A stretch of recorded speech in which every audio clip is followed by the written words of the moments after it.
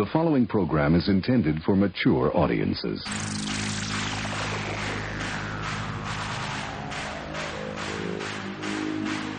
TBS, America's #1 independent television network, presents the following sports exclusive. You're listening to Basically a Sports Show. Follow us on Twitter at Basically Sports. Subscribe to our podcast on iTunes. And check out every episode of the show at basicallysports.tumblr.com. Now here's your hosts, Zach, Greg, Mike. And you're listening to Basically a Sports Show. The absolute worst! Ladies and gentlemen, it is a tradition like no other. Welcome to the 5th annual Basically a Sports Show Ask Us Anything episode. Before we get started, guys, am I crazy or is this the second year in a row it's been the 5th annual? I don't know. I think it should always be from this point forward the 5th annual, no matter how many it is. Because it's starting to take on majestic 12 qualities, as in the numbers make no sense. Did we do one the first year? No, not the first year. Okay, and this is our 6th year, right? Because we had 7th year. Is it our 7th year of the show? Yeah, 6th year of. How many GTOVs have we done? 7. Really? Right. I don't know, man. I mean, God, when we started this, I didn't think we'd be here in 2019 trying to figure out what we've done. I got it. It's 2019, Greg. Let's see. What did I say? 18. Well, see what I mean? My point exactly. Okay, let me count GTOVs. So there's the 2 Batman, mm-hmm. and then Teddy Roosevelt astride a war orca. Correct. And then Chip Mariachi? Chip Mariachi Band, and then Mensch on the Bench, the Cosmic Turtle, and then who won last year?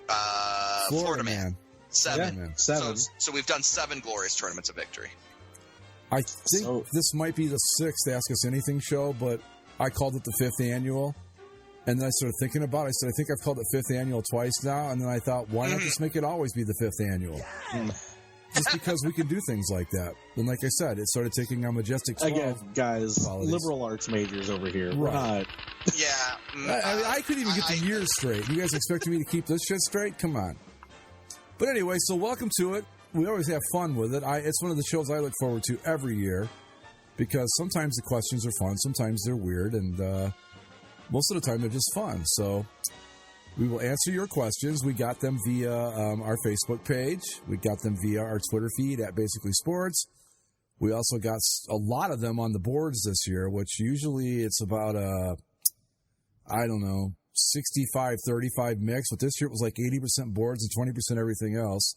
We've got, I think I did a rough count, about 20 to 25 questions. We're going to, if we move quickly, we'll do them all in one show. If not, we may split it into 2 episodes. We'll see how it goes. So are we ready to get started? This is what we do instead of talking about the home run derby, which I know you all want to know our thoughts on. But I can tell you my thoughts on it. It's a waste of time. Apparently 25% of it is Jewish this year, which is cool. Oh, hey, that is interesting. Christian Yelich isn't playing now, so I don't know what that does. That thing's tonight, isn't it? Yeah. It tells you guys how much we don't care that it was tonight and not one of us was like, hey, can we postpone this a day to watch the home run derby? I don't know that I would postpone it for the All-Star game, let alone the home run derby. And my feelings on baseball, I actually get to address a little bit in one of the questions later on in the show, so I'm looking forward to that. The All-Star Game's in Cleveland this weekend, and to show you how important it is to me, I'd completely forgotten that fact until I saw a story on the news about basically the baseball equivalent of the NFL experience is taking place up around Progressive Field. I had completely forgotten it was even in Cleveland. And we talked about the logo back in, the spring, I think, when they released it or whatever it was and all that, and I just completely forgot that it's in Cleveland. I only remembered it was near because I voted for it at some point, and then Tommy LaStella got injured out of it, so that was... I think that if you've been listening to the show for a while, you will note that my interest in baseball has kind of been waning over the years. This is the first year, guys, honestly, that I can remember that I did not vote for the All-Star game. Wow. And you want to know why? I forgot. Simple as that. Well, I did vote for a All-Star game this year. There's a guy on Twitter called Super 70 Sports that I follow, and he did a 70s All-Star team. So I voted for that, if that counts for anything. That was fun. I love that account. Oh, do you follow it too? Yeah, it's a really good one. Yeah, 'cause you reposted stuff from him. I'm like, this is interesting. I like seeing the little pictures. So yeah. He does a good job. He does some pretty funny stuff sometimes too. But anyway, shall we get started? Yeah, let's do it. All right, our first question comes from longtime listener, friend of the show, friend of the boards, internet legend in his own mind, our friend Gary. Very simple one. If you could cross anything off your bucket list, what would it be? I had a tough time with this. I don't know.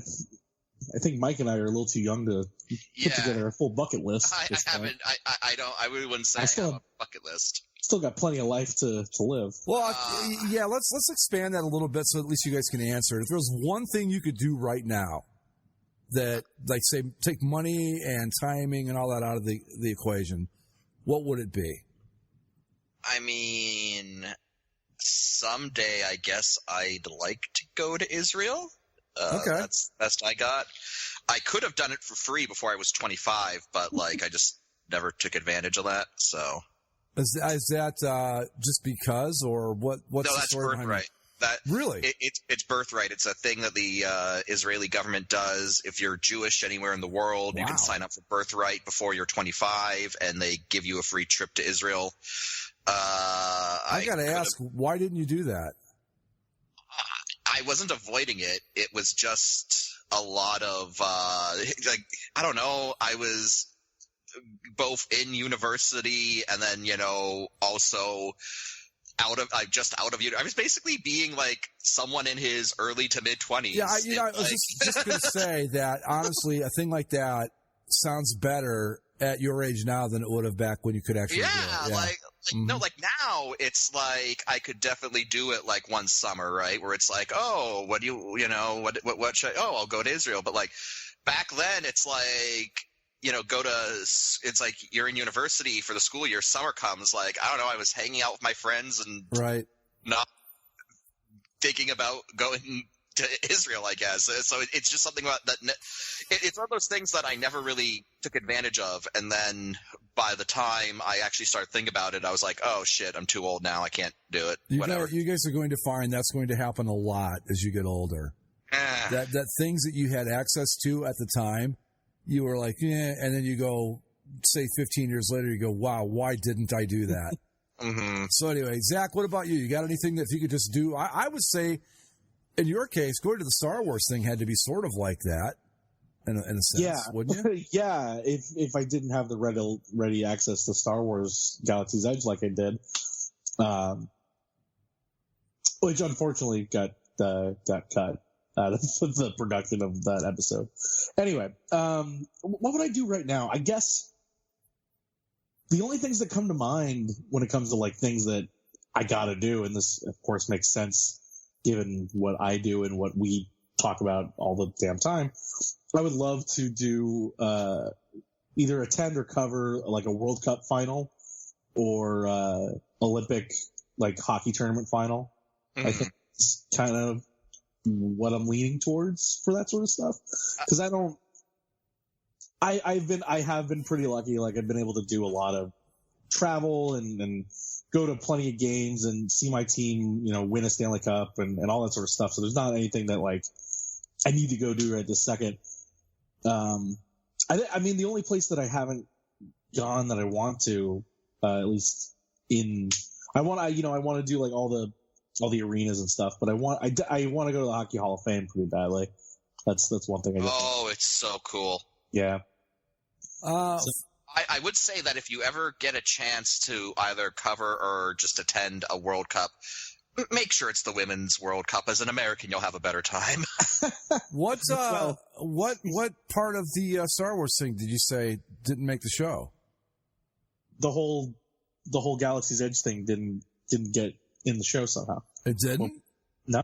No. It was not in that episode. Wow, I wonder what happened there. I don't know. I'll have to go back and look. Because I edited that and everything. I wonder. I bet you I fucked it up somehow. God. Sorry about that. I will find that. We still have it. I will add that back in because that was good stuff. I don't know why it didn't make it. Greg, the people missed out on our declaration to join the space fascists. Well, not only that, but we talked about it in a show later, and people are probably like, what the fuck are they talking about? Yeah. No, I will, folks. I will go back and find that segment because that sounds like that was just a mistake on my end. So I will fix that and put it out so you can hear it because it was a good segment. It wasn't like it was bad and didn't make the cut. I don't know what happened there. Anyway.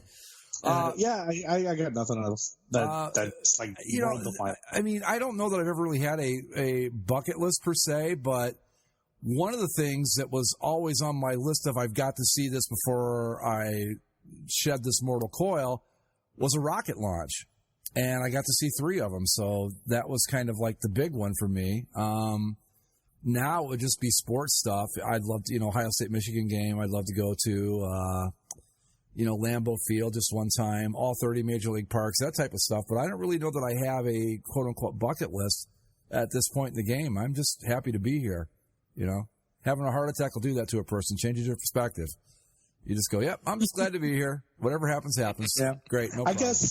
I guess if it comes to bucket list, it's not like a one-time thing. But, like, I want to live in New York City at some point, in my life. Yeah.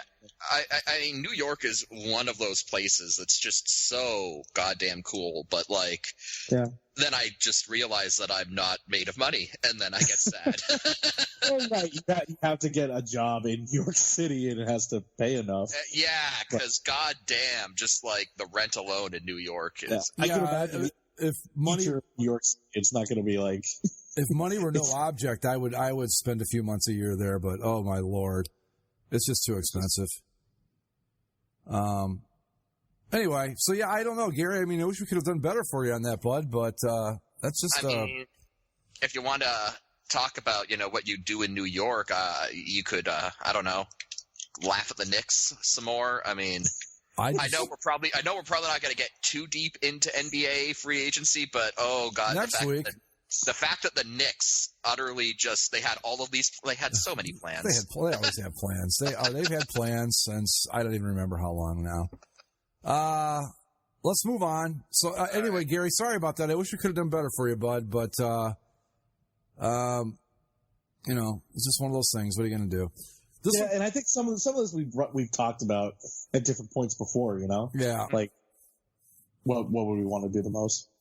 Yeah, I think for me right now, it would be a sports-related thing, and probably, I don't know, probably like seeing all 30 Major League Parks would be kind of neat, I think. But on to a question from Don't Care.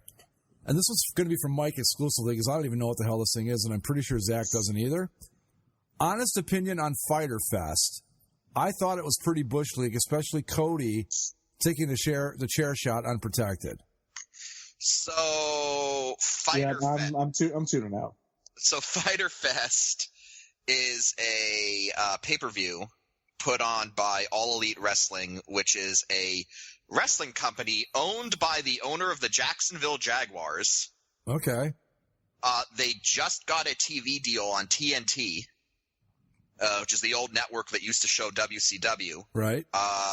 And they've got the backing and the star power needed to really – they're like the first company to ever actually have a chance to compete with the WWE. And Fyter Fest was their third show. It's obviously a takeoff of the whole Fyre Fest thing.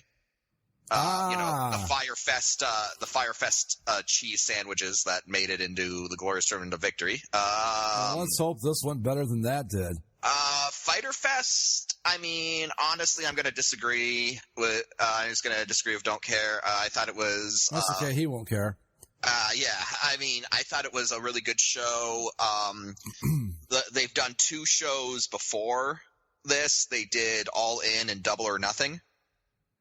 And this show, I mean, the show drew 4,200 people and got over 100,000 people watching on pay-per-view, which is amazing considering this company, as of yet, isn't going on the air. Their TV show on TNT starts in October, but it's not on yet. And so the fact that they got those numbers to tune in, it wasn't as good as the previous shows. I don't think it was as good as the previous shows, but I had a good time. As for Cody taking a chair shot to the head, apparently the chair was gimmicked, so it was supposed to break apart easily, so it would look brutal but not actually be brutal. And apparently the gimmicked chair didn't function the way it was supposed to, so it was a mistake.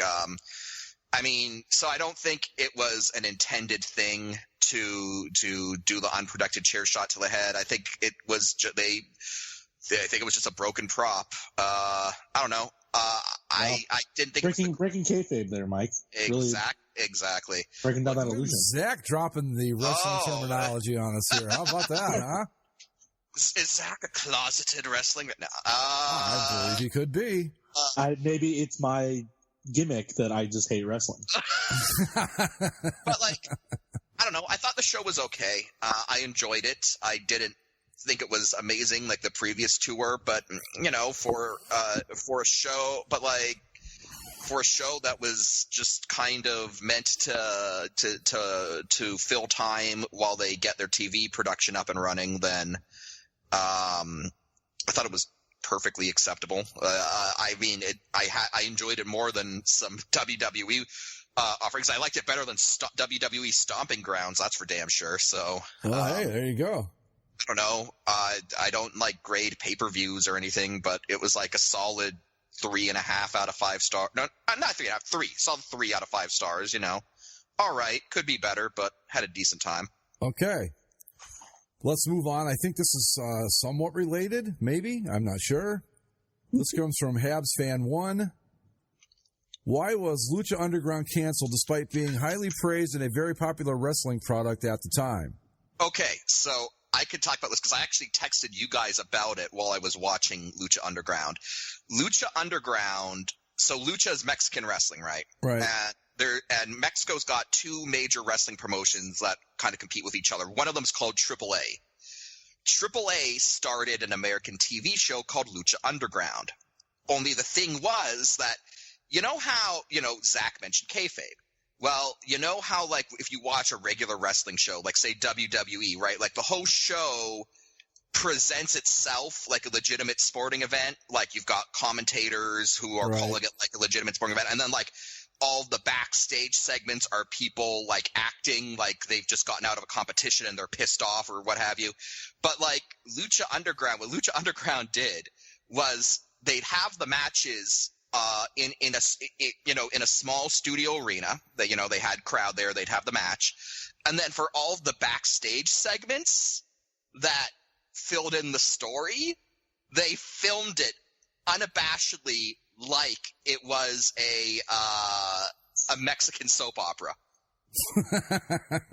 That, like, I think, and I remember telling you guys this over text because it was amazing. So, like, the plot of the first season of Lucha Underground was something like the Lucha Underground Championship is made out of sacred Aztec gold.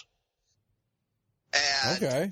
And, like, the millionaire character who was in charge of the promotion, whose name I forget, but, like, he was holding the belt hostage, and he was he was holding the belt hostage, and he had put it on Pentagon Jr., who became, like, Dark Pentagon because he was under the evil influences of Mil Muertes, the Man of 1,000 Deaths. Oh, my God. Who's, like, Mexican Undertaker. Oh, well, now I'm interested.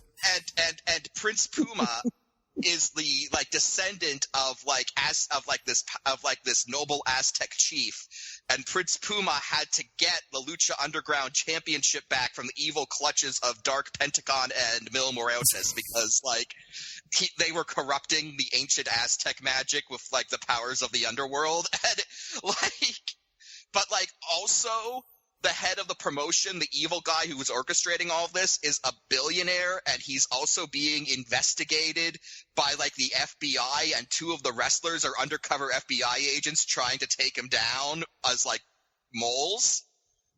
Like, the whole thing is fucking bonkers and absurd. It's amazing. I can't imagine why that was canceled. Well, it actually went 3 seasons, I think. As for why it was canceled, from what I understand, like, the production costs were kind of a bitch, and it was hard for them to, like, retain talent because it was all tied to this AAA industry, this AAA company in Mexico, and AAA is not the only company in Mexico. There's another one called CMLL, and like they like poach talent from each other all the time. And currently CMLL is kind of on the upswing, so AAA was already kind of trying to like tighten the belt to make ends meet, and the money just wasn't there apparently, from what I heard. All right, well, let's move along. That's we're getting pretty deep into the wrestling stuff here, and that's great for you and for Habs fan. That said, it's on Netflix, so if anyone wants to see this madness, like, check it out, because it's fucking amazing. There you go. All right. Bring back the vet with the annual, which board members would you like to have a beer with? And none of them. All of them? None of them. All right, that's okay. That takes care of that. No, I don't want to. I don't want to have a drink with anyone from the boards. All right, no. Neither do I. Okay. Rayson Ronick. Oh, great. Oh, God. You know what? I bet you. Just to hear him out. I bet you he's a real nice drunk. Like, I bet you once he gets a few in him, he's like, you know what? You're not so bad. Yeah, you didn't see Gretzky play, but he was the best. Oh, boy. Let me see. Where are we? Okay, now we're talking about blah, blah, blah, blah, blah, blah. On the Bass email account. Oh! What's your dream sports road trip? This was actually from a show or from an email we got a couple years ago, but we never answered it on the show, so I thought we could throw it in here if you guys don't mind. Yeah. What is your dream sports road trip? If you had a chance to see one home game for every team in the NHL or MLB or whatever sports league you want over the course of one season, how would you do it? Which team would you start with? Which team would you finish with? I don't know if I want to get that specific into it, but like a dream sports road trip. Honestly, I think that, the entire NHL might be a bit much. I don't know off the top of my head how I would coordinate, a 31, soon to be 32 city road trip. That might be a bit much, but I'd love, one, winter to just do like a cross Canada thing and see one home game in every city with a Canadian team. Probably start with Vancouver and drive east. And that would obviously end with Montreal. And then, that would be it. I'd start with Vancouver and with Montreal. Zach? Dream road trip. There's two that I can think of off the top of my head. One that I've always wanted to do is when it doesn't always work out with the schedule, but when it does, when the Ducks go through New York and they play like the Rangers, Islanders, Devils, and Flyers, like all in the same swing because they're all, right there. Mm-hmm. It's not so much of a road trip as you're using like New York City as a hub and kind of going out to the various places. Just because there's a whole lot of this country that I don't care to drive the river again. You don't want to drive through Indiana? Come on now. Or Nebraska? Well, I'm mostly thinking about everything west of the Mississippi. There's a lot of open space. Yeah. That you don't think about. And then the other, which not in North America, but over in England, do the Premier League and start with any of the teams and, take your way through the English countryside, work your way up to Liverpool and Manchester. I think that'd be pretty. I like that. That gives me an idea because I mean, the easy thing to say is to go, well, you go and you go to all 30 parks or all 30 whatever. I honestly, ideally for me, I would love to be able to take a trip out west and say start in maybe Vancouver at their minor league park, then Seattle, Portland, right down the West Coast, all the way to San Diego, cut across to Phoenix, come back up through Vegas, hit Denver, just kind of do like a West Coast swing of major and minor league baseball parks. I think that would be awesome. I'm not done. Hold on. Okay. But then Zach gave me a great idea with the Premier League, and I'd also love to go to Japan and see some of their baseball. Like, you get to see the Nippon ham The fighters. ham fighters and the Yomiuri Giants and, all those guys, yeah. You get to see the cursed Colonel Sanders statue. Right, but so that would be kind of fun, too. But my dream trip would be, ideally, if I could do it on my Harley, which would be very tough to do in California traffic, but... Also Japan. Yeah, just to do like a West Coast swing and like catch, like I said, Seattle, Portland, Vancouver, San Francisco, I think San Jose's got a ballpark for the minor league team, I think. I'm not sure, but like a deal like that. Just let's go West Coast swing and baseball. It'd be fun. Another one for me, because my two favorite sports are hockey and baseball, and so I kind of have a baseball one in mind, which kind of actually where I'm at now would actually kind of facilitate it, assuming that I could find the time and the money to pull it off, which would be to start in Miami, catch a game at Marlins Park, then drive up to Tampa, catch a game at the Trop, and then work my way up the Atlantic coast. So Braves, then up to Nationals, Orioles, Phillies, Yankees, Mets, Red Sox, of course, and then kind of cut across everything and finish up in Toronto for my Blue Jays. Yeah, I wouldn't mind, on the East Coast, I'd like to do a college football thing, in the East Coast and Midwest. Yeah. Start, say, at Michigan, and then Ohio State, and then, Tennessee for the Vols, and, Clemson or South Carolina, but something along those lines would be fun, too. The problem with doing football road trips, though, is because it's only once a week, Yeah. You have a lot of time you'd be gone for 4 months. Yeah. Yeah. You'd be gone for 4 months, and then it would probably only take a day or two to get to the next place, and then you're there for right 4 to 5 days of nothing to do until the game. But you know what? Thanks to that fuckface Tom Dundon, we can never do our AAF road trip. Bastard. Thanks, asshole. But what we could do, and this would knock off a bucket list for all of us that we didn't think of. Road trip with the Omaha Beef. God, how did we miss that, right? Yes. Right. Okay, but I want sirloin in the car with us. Mike, you get to be sirloin.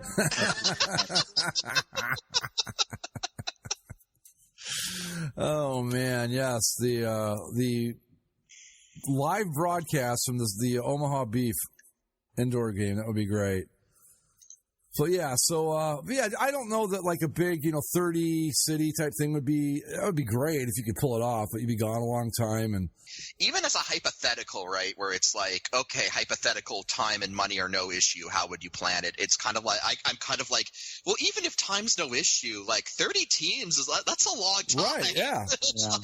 So I'm not sure even if I did have unlimited time and money, I'd necessarily do that.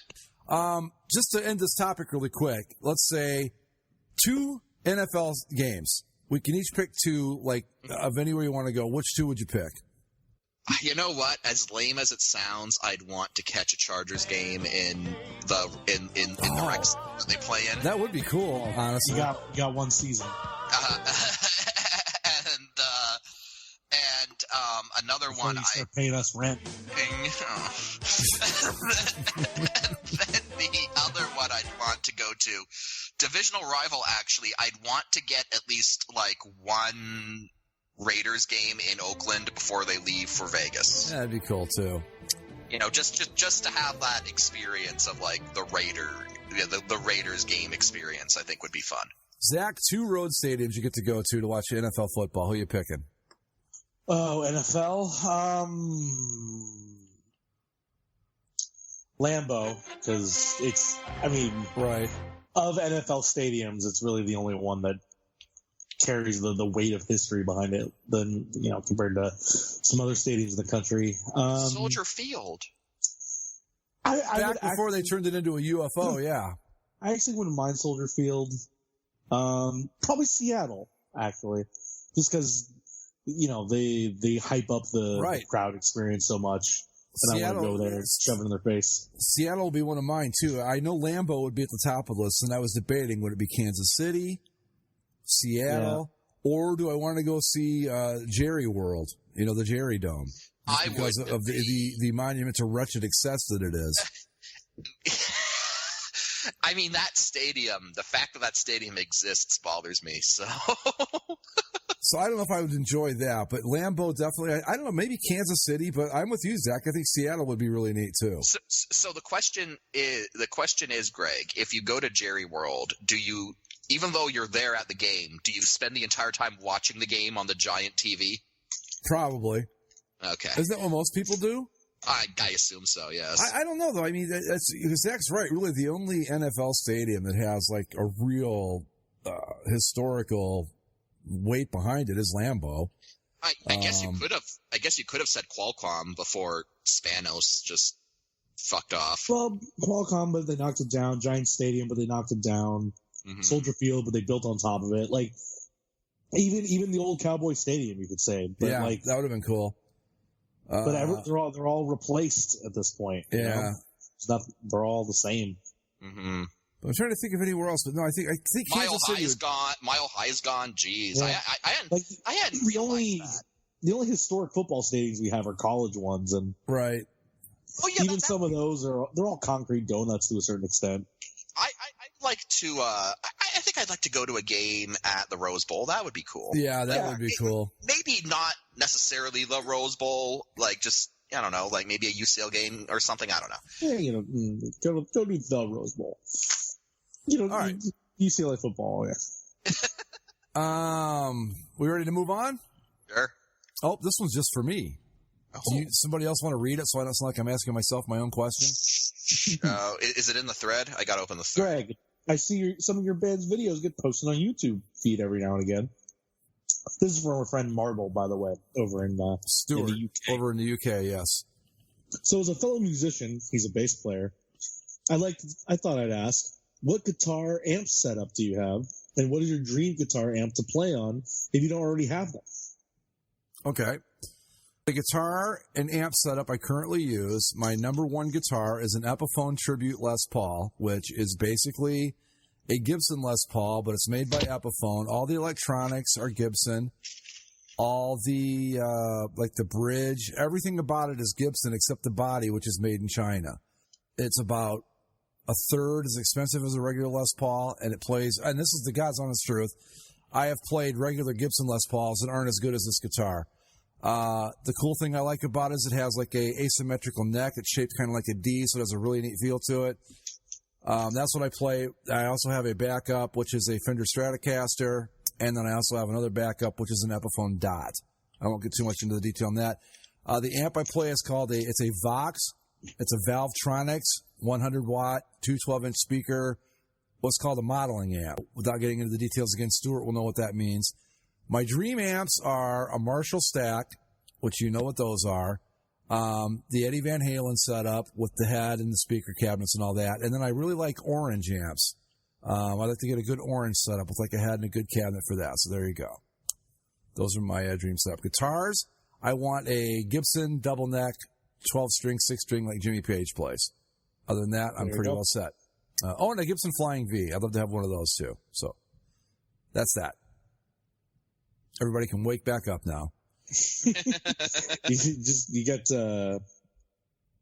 really technical with that stuff. His other question is to all of us. Do we ever use any Bass catchphrases, recurring memes in real life to people who don't listen to the show without realizing?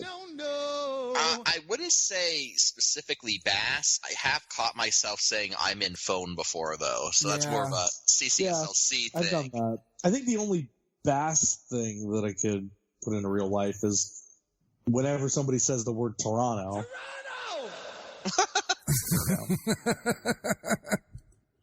Toronto! Yeah, I was going to say, most of the recurring stuff that happens on the show are via sound effects, so it'd be difficult to do unless you just did them yourselves. Now, like Zach just said, if I'm having a conversation with someone and something comes up, I will hear it in my head, right? Like dropping in Toronto or Paul doing All Right or the Chimps or whatever, but I don't do them myself. But yeah, but we really don't have any like catchphrases that we use. everything is done via sound effects, so it's kind of hard to say. Hold on a second, people. So I would say no, not really. In my case, I don't. It's just I hear, like Zach said, if I hear Toronto, I immediately hear Paul Stanley doing this, Toronto, and then that kind of thing. All right, ready to move on? Yep. What is the worst autobiography you guys have read? I mean, like all three of us, like the same book? I'm kidding. I know what he means. I'm joking. I can't think of. I'm not like, as much as I am a writer, I'm not as much of a nonfiction book reader. Like, I mean, and even when it comes to regular books, I haven't read a full book in quite a while. So I have no answer for this, really. Yeah, I'm not a. I'm sorry, Mike. Go ahead. Oh, sorry. Now you go on. I was just gonna say I don't read a lot of autobiographies, but I do know the worst one I've ever read. That was easy. It popped right into my head when I saw the question. It's a sports book. It was called "They Call Me Assassin" by Jack Tatum, a former defensive back for the Raiders back in the 70s. And I read it. I got out of the library or something when I was, I don't know, in like the late 70s, early 80s, or whatever. And I read it, and it was just god awful. It was so bad that he ended a chapter by saying when he played at Ohio State, he wore number 31, and a kid came up to him and said the next year, Jack, why are you wearing number 32 now? And he said, so I wanted to tell the kid the story of why I wore number 32. You flip the page waiting to see, and that was the end of it. He never brought it up again. That's how poorly written this thing was. So that one's easy. I remember it as the worst. That was the worst one I ever read. It was god awful, but I don't read a lot of them. So that was pretty easy. Honestly, I don't read a lot of autobiographies. I read a lot of biographies. Not a lot of autobiographies, though. Although the worst one that I have read, which was easy to figure out, is actually a wrestling one. It's called Heartbreak and Triumph, the Shawn Michaels story. It's a Shawn Michaels autobiography, of course, and it's completely self-aggrandizing. Like, the dude just writes every terrible backstage thing, which is now pretty common knowledge off, and he's like, oh, yeah, it's like, well, I did it, but whatever.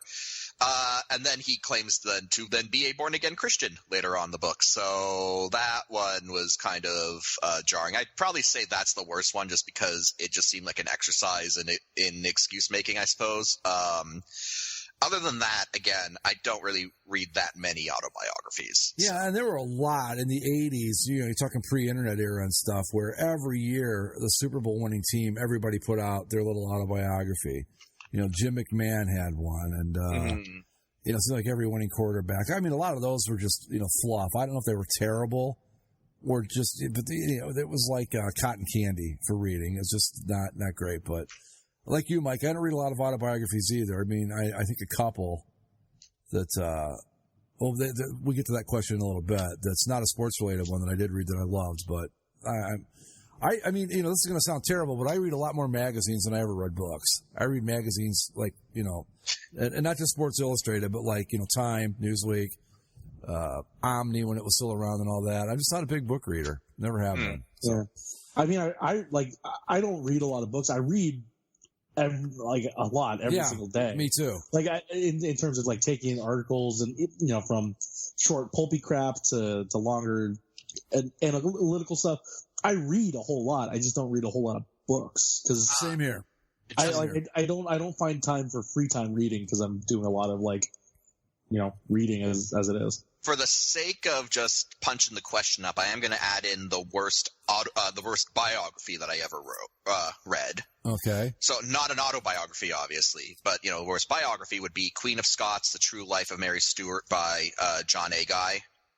A lot of Mary Stuart, Mary Queen of Scots, Mary Stuart's life has kind of been mythologized, be it as a symbol of Scottish nationalism or what have you, even though, kind of as a spoiler, although it's not really a spoiler, it's a historical fact, she was deposed by the Scottish people herself for kind of being a shit queen.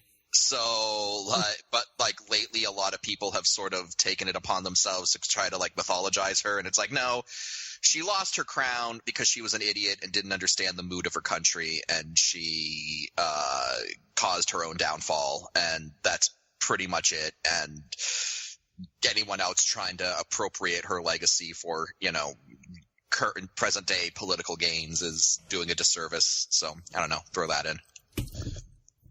Okay. I almost knocked my headphones off. Sorry about that. Another thing too with like autobiographies, to me at least, like if it's a person that I'm interested in, I just want to read about the stuff that I'm interested in them about. I don't really care to hear about them growing up or anything else. I just want to read about and again, this is another cotton candy book, but Paul Stanley put out an autobiography a while back called Face the Music.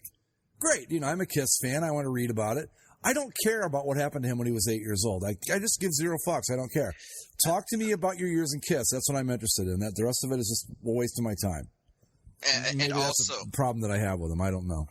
And then also there's just, I don't know, I also find like the thing, like if I'm going to read about someone's life, I feel like I get a better shot of getting a more interesting outlook on it if I read someone else's take on it. Exactly. Their own take on it, because it's like, I don't know, we're all human, we're all susceptible to the same faults, and it's going to be really easy for someone writing about their own life to, I don't know, sugarcoat it. I would much rather someone else, like if I'm going to read about someone else, I'd much rather have someone else be like, well, I looked at it objectively, and here's what it seems like happened. Now, I'm going to put another one out there for worst autobiography I ever read. It's a tie between Ace Frehley and Peter Criss from Kiss. Two complete, absolute pieces of garbage books that I wasted, the 25 minutes it took to read both of them. We're not talking like, War and Peace here with these guys, but they were bad too. So, but again, not a bad autobiography guy. But anyway, we ready for the next question? Sure. If your favorite team had to rebrand completely, what identity / colors would you want for them? It's kind of hard to imagine, right? Because like these teams have had their looks and their schemes for pretty much our whole life. Well, so I could be a jerk. I could be a jerk and say, if the Ducks were to rebrand, I'd say, well, they would rebrand to the Mighty Ducks, and they'd be purple and jade. And they'd win all the Stanley Cups, and it would be perfect forever. Yes.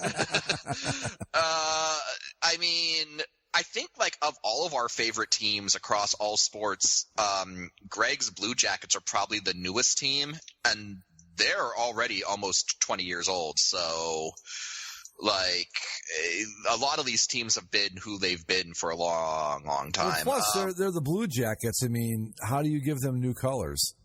Well, I going off the question, he says, "What identity colors?" I thought he meant like new ones. A rename is on the table potentially. Oh, okay, I see. All right, I misread the question. Okay, I thought we were just going to change the colors. All right. Well, that's a different story. No. You're allowed to completely change everything if you want. Oh, all right. Well, then you guys. All right. If you got answers, go ahead. I'll have to rework mine. Go on. Well, I don't want to speak for you, Zach, but I have to think that rebranding the Ducks as the Orange County Patriots is probably Orange County Minutemen. Oh, was it it was Minutemen and Patriots? I remember were the two choices. Minutemen, Patriots, and Warriors. Oh, Jesus! Wow. And all those were better than Ducks. Why? Oh, this is because Brian Burke determined that there's just so many military bases around Orange County that there are a lot of cars around here. Doesn't mean we should change the team to the Cleveland. Aren't there military bases like around every? Like I'm sure you could go to like any major locale in North America, and there's probably some military base in the general vicinity. What do you consider? Like, how far does it have to be away before you don't consider it the vicinity anymore? Like the city, the town that I went to university in, London, Ontario. The entire, like the headquarters of the Canadian Army's entire armored division was just flat in the middle of the city, right? Okay. Like you could just like you drove down one street and there was like this huge stretch of the city that was just an army base. But like the local hockey team didn't call themselves like the London Tanks or anything stupid like that. Like, well, would you say within 150 miles? Is that close enough proximity? Well, here's the thing too. It's not even just being in the vicinity. Brian Burke's contention was that Anaheim was a military town, and it's like, okay, no. I mean, like, yeah, Camp Pendleton is on the south side of Orange County, but Anaheim is definitely in North Orange County, and I mean there are military bases within some distance, but like Anaheim isn't a military town in the same way that San Diego and San Antonio are. Mm-hmm. Like, you can't just call it a military town because there is a base nearby. Like, it has to be, that's where the true, the people that aren't living on base, that's where they live and sleep and eat and hang out. And that's not what Anaheim, or even Orange County for that matter, really is. Like, yeah, some of them will pop up into San Clemente, which is right at, on the border there from Pendleton, but it's that was the thing. It's not he tried to call it a military town. Oh, definitely is not. San Clemente, home of the fighting Nixons. Yes. Yeah. Right. Yep. Okay, so to rebrand completely, well, this is a different story entirely. What I'm going to do is I'm going to steal from the past and change my favorite football team, the Cleveland Browns, into the Cleveland Crusaders. And their colors are going to be purple, black, and white. That Crusaders logo is going to look badass as hell on the helmet. And there you go. That's what I do with the Browns. So you're gonna rebrand the football team to the WHA hockey team. You got it. Yep. Okay. I think that would look cool. Concept board, get on that. I mean, no, that Cleveland Crusaders logo was pretty sweet. So. Yeah, of course, you do an updated version of it where you could really make it nice. But yeah, I think that would. I don't know what else are you going to do with that stupid team. Well, apparently they're getting a more traditional uniform after this upcoming season, which is exactly what they had before they changed. Yeah, I wonder why they're doing that. Good job, Browns. Yeah, way to go. Way to think that one all the way through, right? I guess.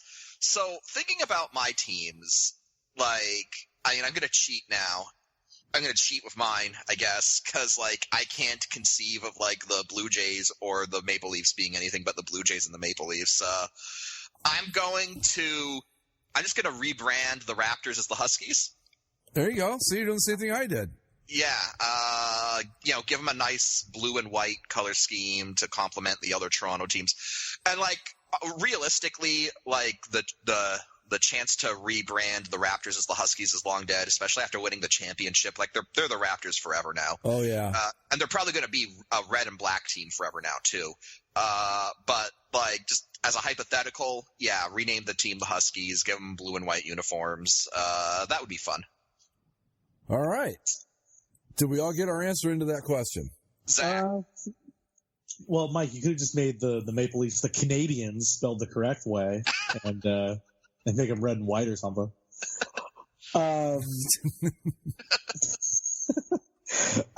Geez, I don't know.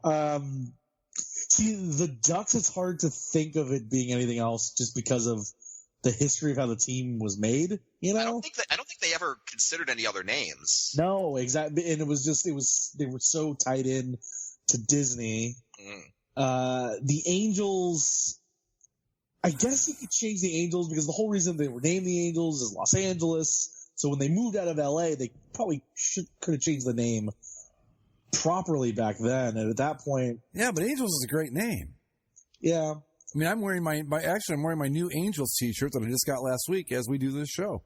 What would you call them though if they weren't going to be the Angels? You'd probably have to go with the California Oranges or something. Yeah. See, I think take an ABA team and be the Anaheim Amigos. Ooh. That probably wouldn't have survived. No, but you can call them there's a team that kind of it would steal a little bit from the Padres imagery, but you could call them the California Missions. I think would be a good name. Yeah. A solid one. But do you think it all just seems minor league? Do any of these sound better than Angels? Is my question. I don't think they do. What What about the Los But Angeles? we've also had Angels the whole time, so it's hard to say otherwise. Yeah. What about the Los Angeles Stars? That's always a name that gets brought up for LA-based teams. Yeah, that gets thrown out there. The Los Angeles Sharks was a minor league hockey team. What did we have? We had the Orange County.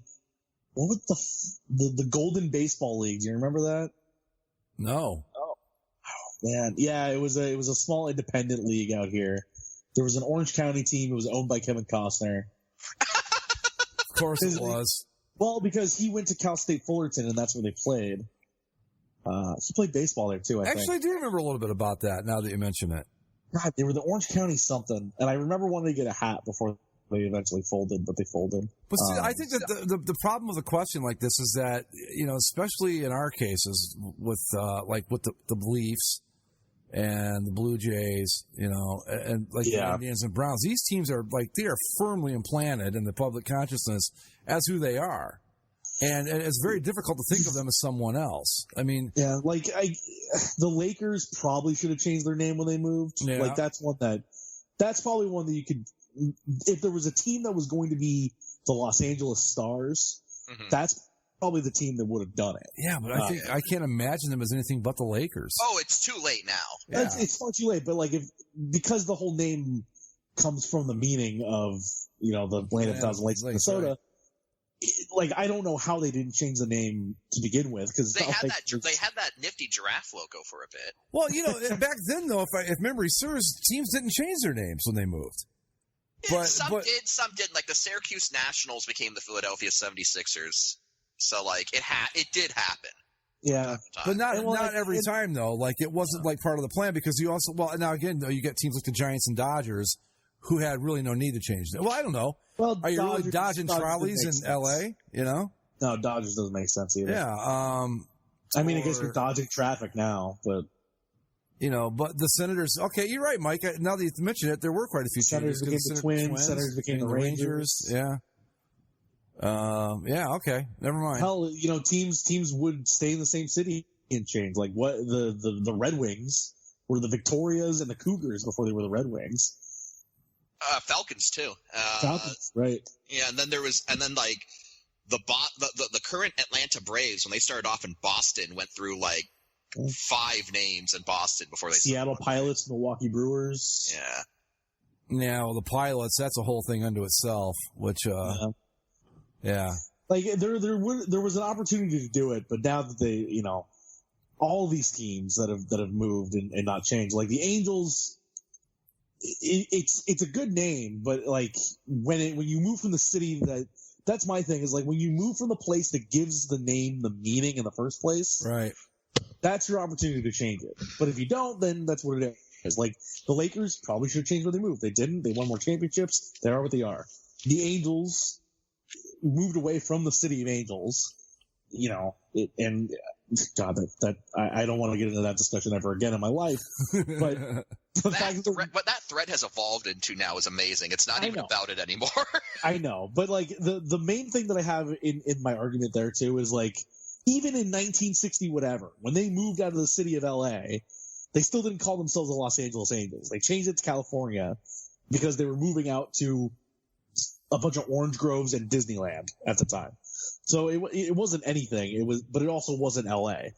So you could have changed the name then to Oranges or whatever the hell you want to call them. Even the Rams, the Rams moved from Cleveland. They moved to LA. They moved to St. Louis. They moved back to LA. There's been umpteen opportunities to change the name, and they never did. And so, location aside, they're the Rams. They're not going to be anything other than that, no matter where the hell. I also think too that back in those days, that taking something that was geographically linked to your area wasn't as important in naming a team either. They were named the Rams because Rams were tough with horns that they smacked into each other. Right. That was the logic behind it. Not that Cleveland's full of mountain goats. No, I mean, you got a lot of women that would make you think otherwise, but not the case.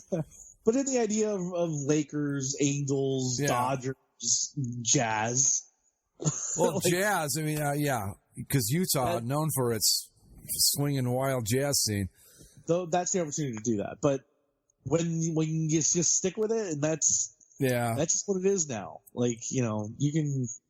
Yeah. This is why in that thread too, you get into the whole conversation of the Hornets switching around, the Sonics leaving, the Winnipeg Jets moving, staying. Like it's all a mess now, but like, I don't know. Well, you had your opportunity to change the name and you didn't. So I'm sorry, but that's what you're stuck with.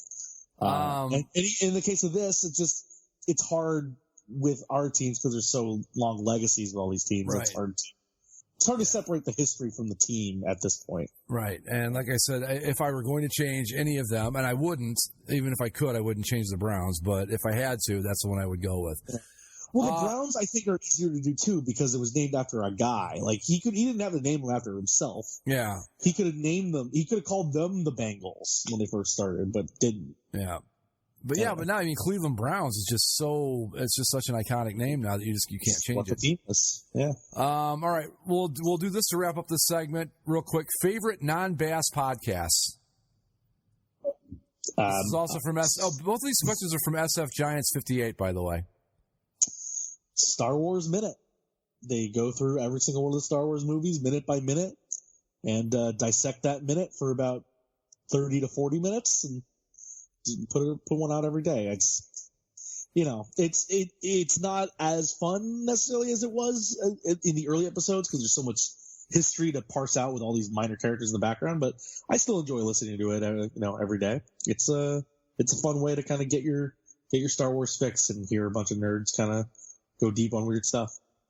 Any other ones? Let me pull it up. I mean, I listen to a lot of The Ringer. Oh, on The Ringer, the press box is phenomenal. I haven't checked that one out yet. Yeah, say what you will about the rest of Bill Simmons' podcast and his podcast in general, which I find practically unlistenable at this point. But like the press box was one of these ancillary things that was. They had this feed called Channel 33 where they put a different podcast every day. And the press box was one that just got a great following. It covers journalism, in the realms of sports and politics and kind of breaks it down breaks down the current events of both politics and sports, but not the events themselves, but more of how the media cover those events or how those events affect the media. And I really enjoy it. I think it's very insightful, and both the hosts clearly have a bias one way or the other, but I don't think that colors how they interpret the coverage, which is great. Mike? Star Wars Minute, going to give another shout out to them. Okay. Also, Booking the Territories. It's a pro wrestling podcast that deals with, it kind of goes through the old NWA years through the 70s up through the 80s and kind of how it eventually kind of morphed into WCW. But right now it's kind of trudging along through the mid-80s. But it's pretty good. If you're a wrestling fan, especially a fan of like kind of old-timey wrestling, it's great just because of all the history and like kind of the anecdotes that get thrown in there. It's worth a listen if you're into that stuff. Any others? Archaeological Fantasies is a good one too. It's kind of it's a bunch of archaeologists who talk about like they deconstruct the whole ancient aliens stuff and the whole like Atlantis myth and kind of just see where it comes from and why it's ultimately nothing there. It's a fun podcast as well. So all right, for me, I like the West Wing Weekly, which is like Star Wars Minute, except it takes each episode of the West Wing and they do that episode each week on the podcast. They're almost done. They're starting season 7 pretty soon here. So I like the West Wing Weekly. With the Simmons podcast, I like the rewatchables as long as it's a movie I've seen. There's some that I haven't seen, but I like the rewatchables. I'm currently having a problem with rewatchables. I enjoy that one too.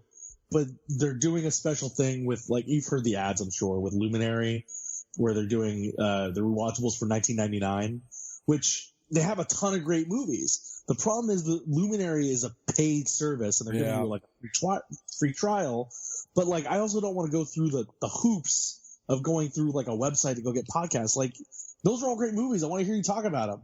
talk about them on a regular podcast. I would love to hear that. But anyway, sorry. I also enjoy Joe Rogan on occasion, but not every day. And there's a podcast about the Howard Stern Show called Radio Gunk that if you are a Howard Stern fan, I highly, highly, highly recommend. They are, think of it as Bass, except instead of being dedicated to sports, it's dedicated to the Howard Stern Show. That's what it's like. It's 4 people. We're only 3 now, and there's 4 of them, sometimes 3. But it's a really well done show. The host, her name is Monique. She does a fantastic job, and it's just a lot of fun to listen to if you are a fan of the Howard Stern Show. If not, the show's going to be completely meaningless to you.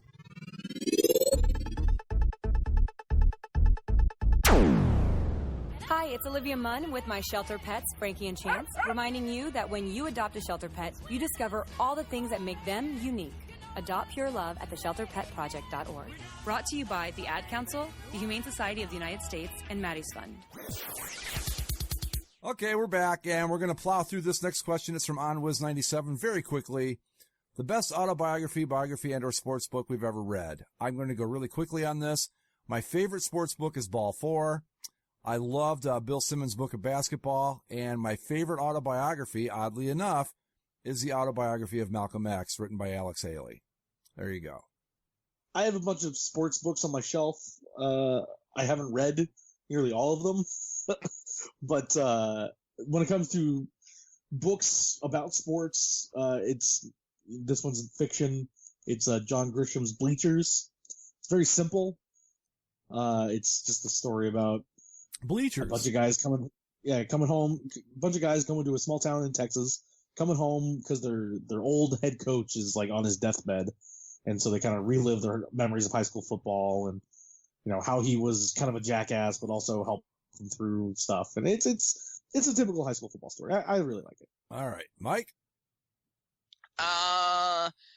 Honestly, I don't read many, sports books, although Bill Simmons' book of basketball is one of the exceptions, and that's actually quite good. Yeah, really good. I really like that. And I'm not even like as big a basketball fan as anyone who listened to the show could tell you. But like I just found it enjoyable because goddamn it, Bill Simmons, for all of his faults, he knows how to fucking write. That he does.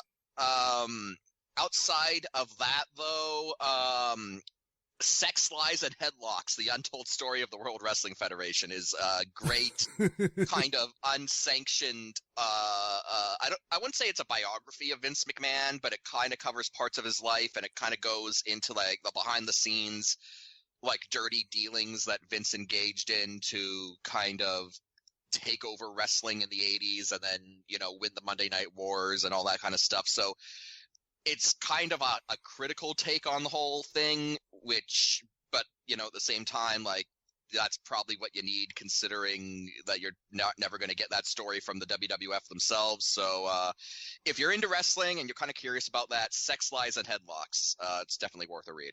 All right, moving along. This is from, say his name, Mike? Walteri? Walter? Okay. Walter, or maybe just a weird way of saying Walter. I don't know, man. I don't know mispronounce your name. Is the worst, in your opinion, movie you have ever seen? That's actually really easy because I have seen a lot of crap movies. Like, to give you guys an example, I paid to see Dragon Ball Evolution. I didn't walk out. I was there. I paid to see Snakes on a Plane. I didn't walk out. But there is one movie that I walked out on. Me too. I've got just one. Go ahead. And that is there's actually 2 I've walked out on, but one of them I've actually kind of come around on as being not that bad. But and that was Semi-Pro with Will Ferrell. I couldn't stand it. I couldn't stand it at the time. I like that movie. I actually walked out of it at the time, but I've since given it another shot, and it's kind of won me over. But no, the one movie, like again, all those crap movies I said that I all walked out, that I all stayed for, they were better than this one, and that is the Sweeney Todd musical. I hate that movie so much. It's terrible.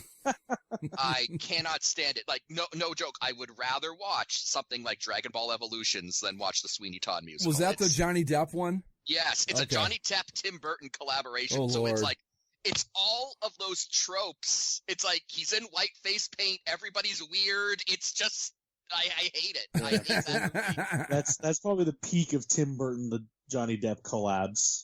That's like them unleashed with no one to rein them in.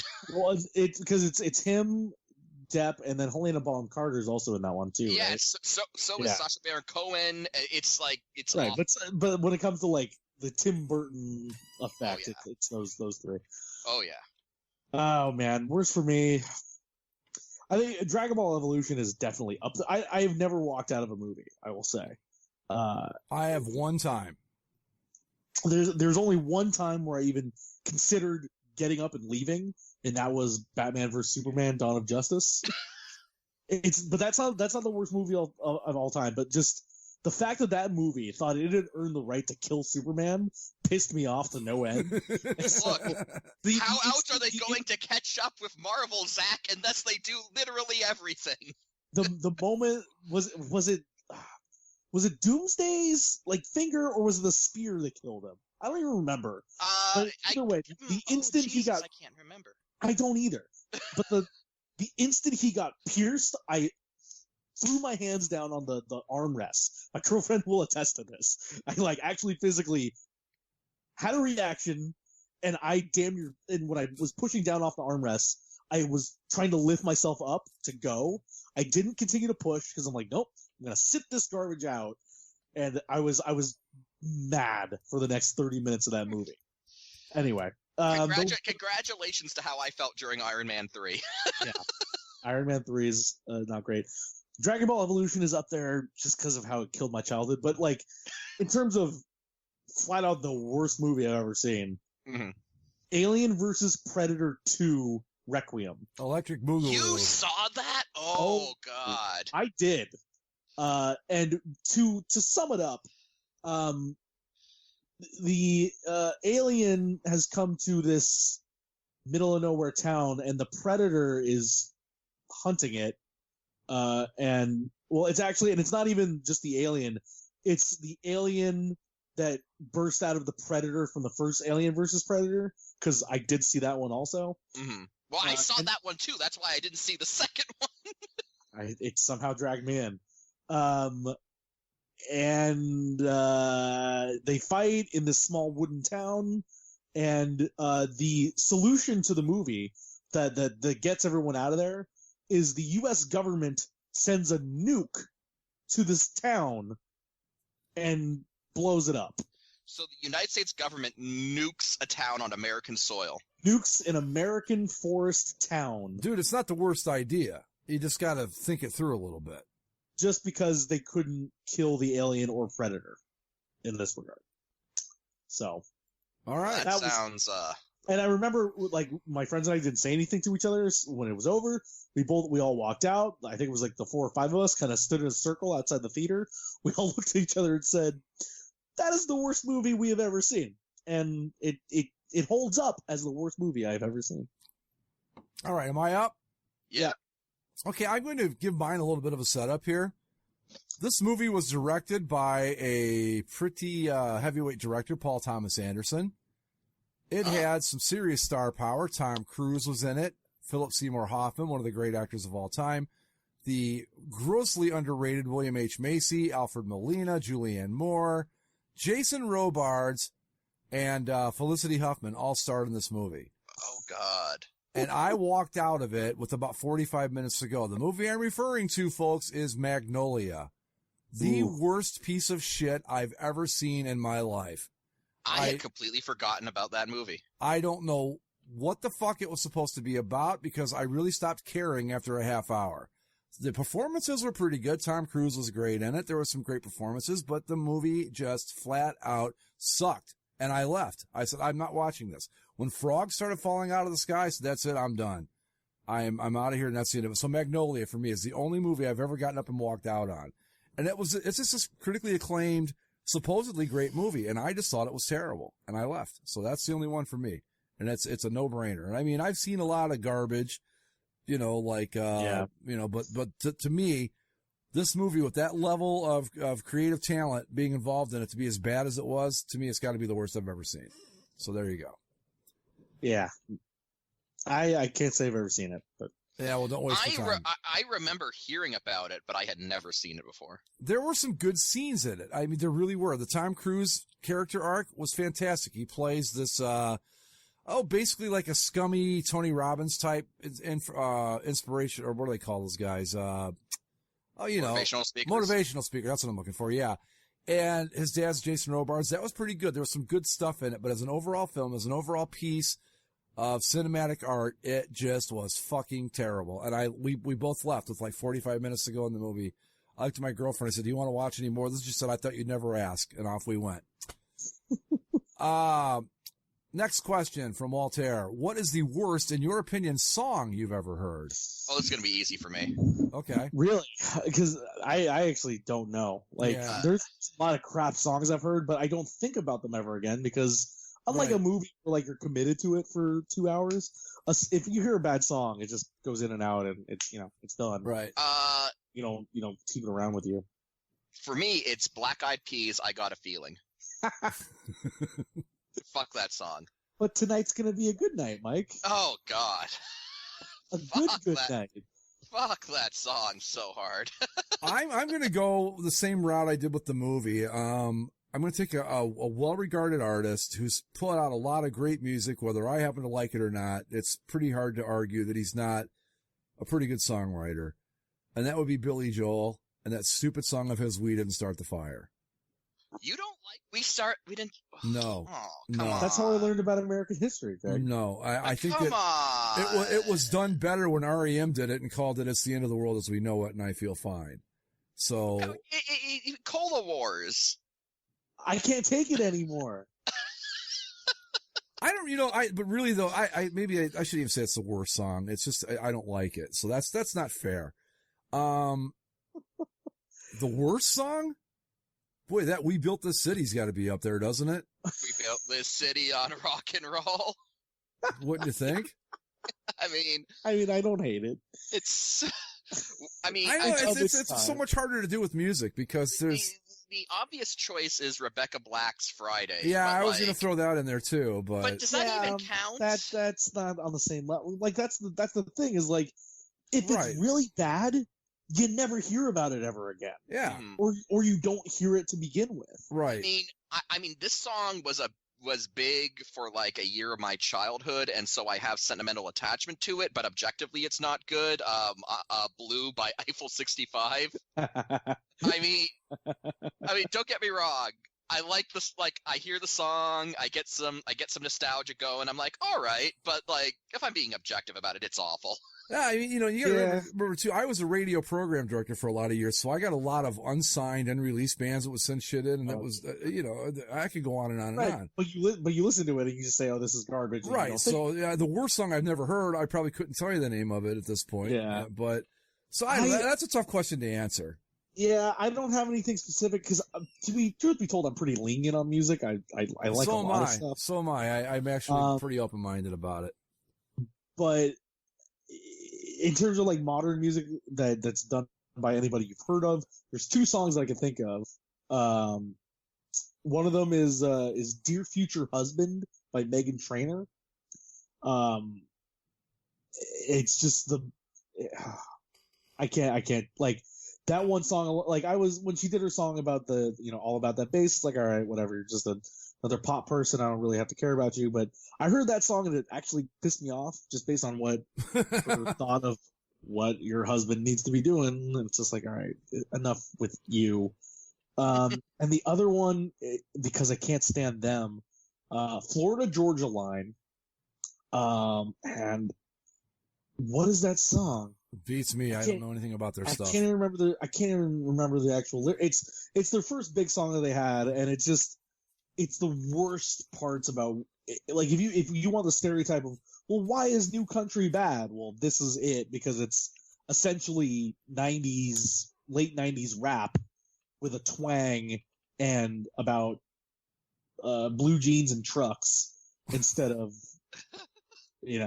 diamonds and liquor. Yeah, that's really that question is almost impossible to answer, I think. Just because there's like a lot of bad songs that you don't like, it doesn't mean that they're bad. Like We Didn't Start the Fire. I don't like it because I think that Billy Joel is capable of so much more than that, even though I'm not a big fan of his. But you guys think it's okay. So how could it possibly be the worst song I've ever heard when I've got two people telling me, no, it's fine? I think that's one of those things too. Like Mike and I weren't there when it came out. Mm-hmm. So like the first time I ever heard it was in a history class as like here's a fun way to listen to cultural events of the Seriously? Yeah. Wow. Okay. And it's like, all right, cool. This is, it's got a cool rocky beat to it. And I know who Billy Joel is, and he's rhyming all these cultural events together. That's fun. All right. Let's move on to the next question. What are your favorite and least favorite national flags design wise? National flags. Yeah, that's tough. I mean, you got to know a lot of national flags to even have a fighting chance at this question. Thankfully, I do. Mike's going to save the day. I mean, I think this might be biased, but I think I could make a case for it that Canada's is pretty nice. Canada's is pretty solid. I have it on my list. That being said, in terms of the best, I'm going to have to go with the Union Jack. That's a good one. Yep. Just because, like, you look at the Union Jack's actually made up of 3 separate flags, and, Is it? Yeah, it's the flag of St. George for England, St. Andrew for Scotland, and St. Patrick for Ireland. Well, Northern Ireland these days. But the idea is that, it's the 3 main countries that constitute the United Kingdom, and it's 3 separate flags worked into one design, and these 3 flags were not designed to go together, but they brought them all together in a way that looks really nice. So they just happen to lay perfectly on top of each other, which is nice. And when it comes to the UK, when it comes to national flags that I like Wales because it has a dragon. That's true. Oh, the Welsh flag has a dragon. You can't argue with a dragon. I like all of Scandinavia too because they found a template that works. Yeah. They do a pretty good job. Scandinavia's, the Nordic cross. It's I appreciate that. I'm a big fan of the consistency. Yeah. We are such fucking dorks. Go ahead. The least favorite's kind of hard because, okay, so the thing about it, why I would, and this kind of goes into the Canadian flag, why I wouldn't give the Canadian flag full marks is that while the Canadian flag looks really nice, the fact of the matter is that the Canadian flag is quite literally designed by committee, which is it was designed by a parliamentary committee in the 1960s. Yes, and a lot of the people who like the pre-current Canadian flag, who like the current red ensign, would say that the red ensign isn't as nice a design, but it's got more history to it, which is meaningful. And so it's one of those cases where even like a lot of flags on the world stage that you look at and like, oh, that's kind of ugly. There's usually a reason for why they look like that. That's significant to the national history or culture. Mm-hmm. So it kind of gets hard to say.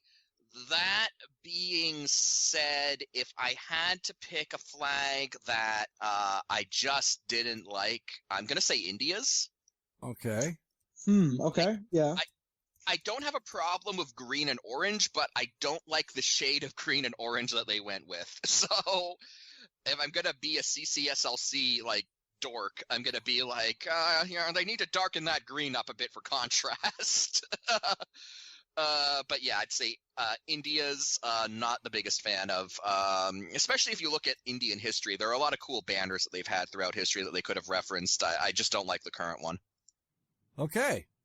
Zach, did you do any? I pulled up a couple flags. I've actually got quite a list here that I came up off the top of my head. I'm impressed with myself. Go ahead. Looks like Uganda's got a pretty sweet flag. Oh yeah, it's got a bird in it. Who doesn't like birds? Yeah, I don't like stripes birds. and a bird. I don't like birds at all. Kiribati is an interesting flag with the sunset and all that. Oh yeah. When it comes to worst flag, let's see. Here's a list of the 10 indisputably worst flags in the world. I wonder. Well, don't go find a list. You got to pick them yourself. Well, I can't. The thing is, like, when I'm thinking of flags, there's a lot that are the same. Where you have my picks for worst are probably going to be controversial, but I'll explain why.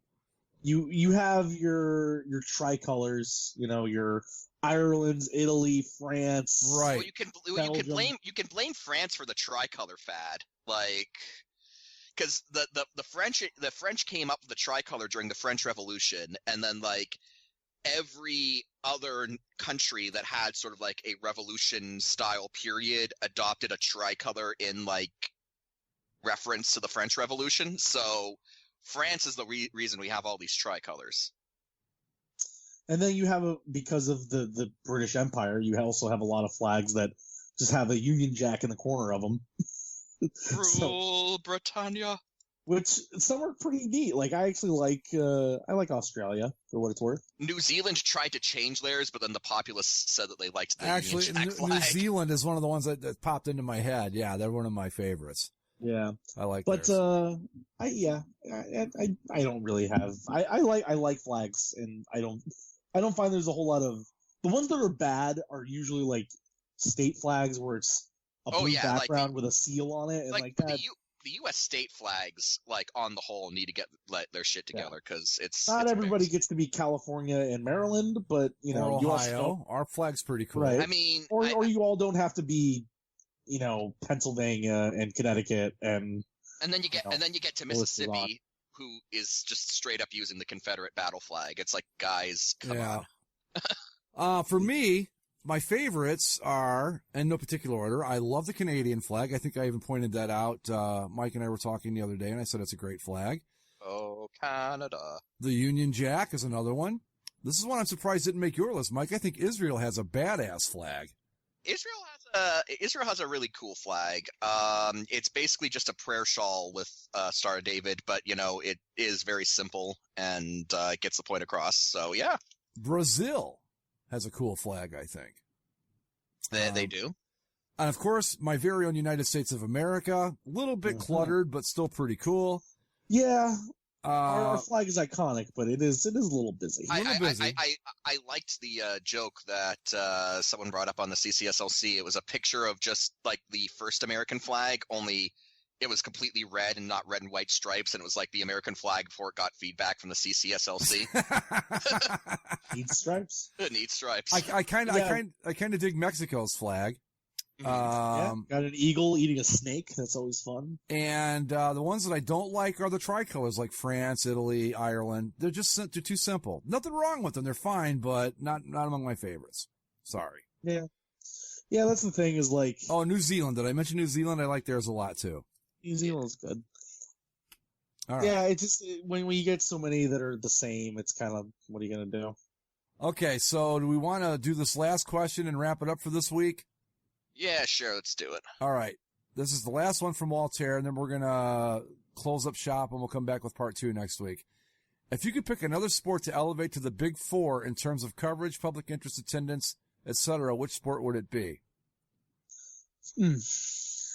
Now, I'm going to make an argument. There's actually a big 5. And because NASCAR? Because I think NASCAR is up there. If you're talking in terms of popularity, revenue generated, et cetera, it's actually bigger than the NHL. So, probably bigger than baseball, too, actually. But see, I think at this point, too, this question's a little...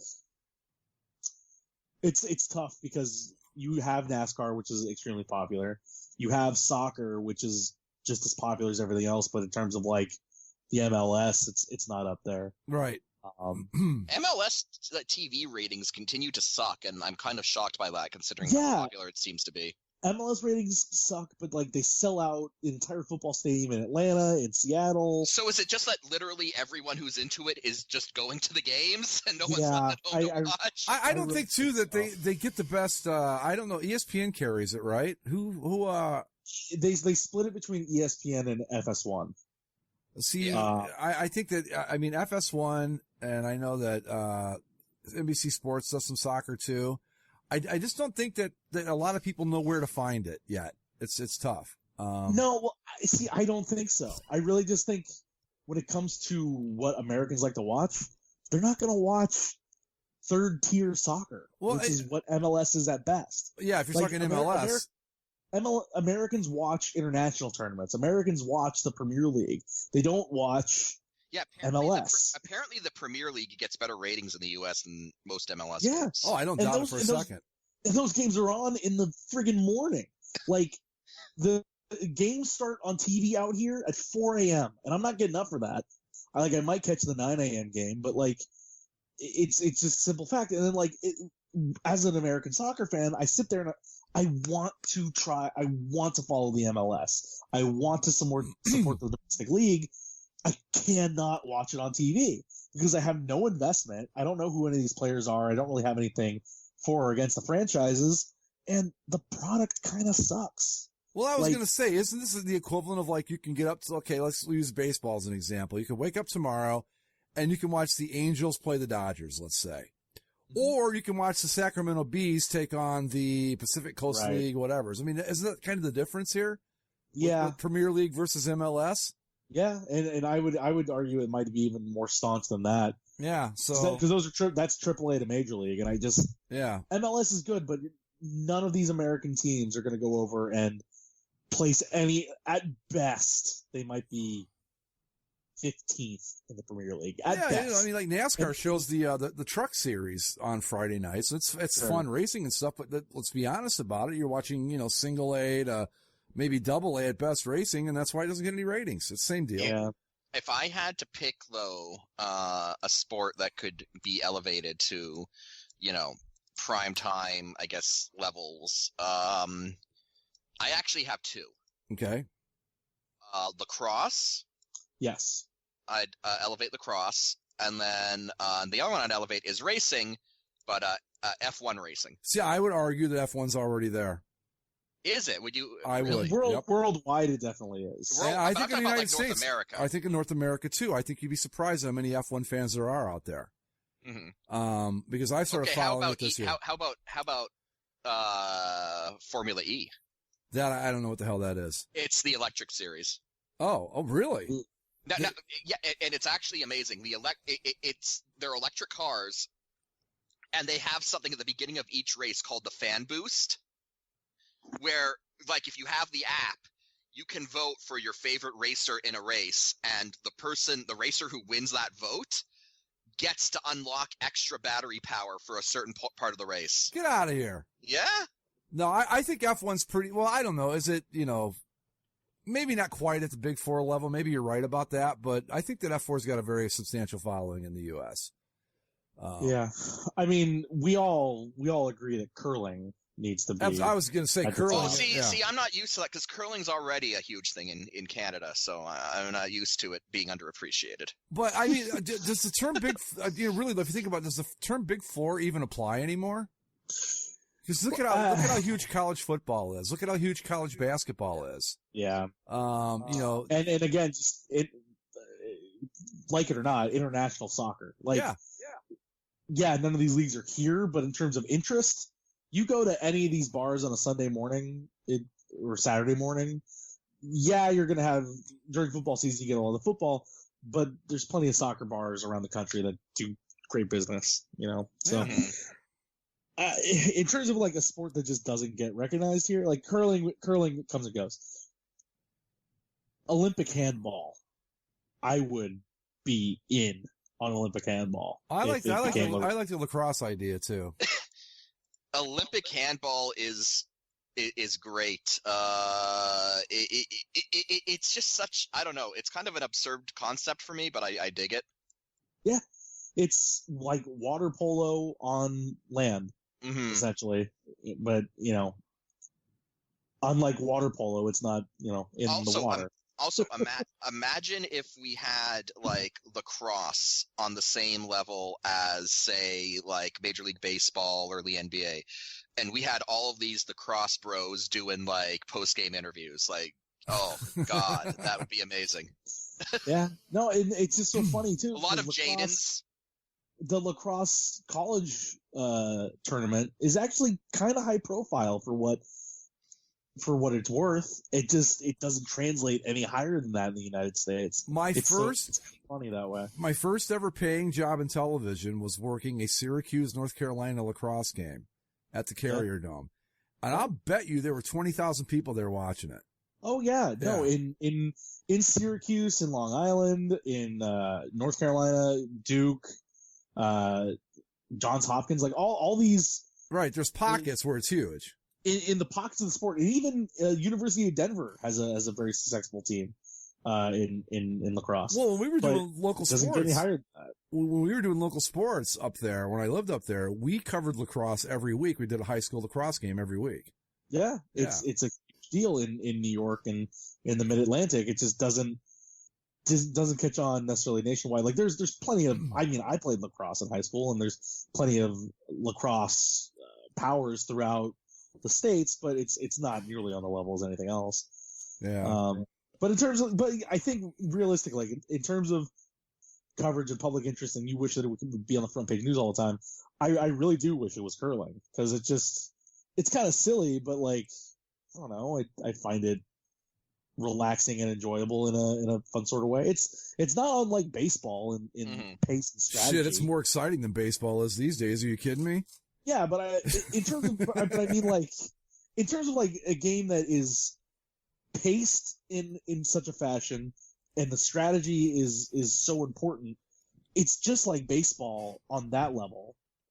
That I don't know why. I mean, other than the whole ice thing.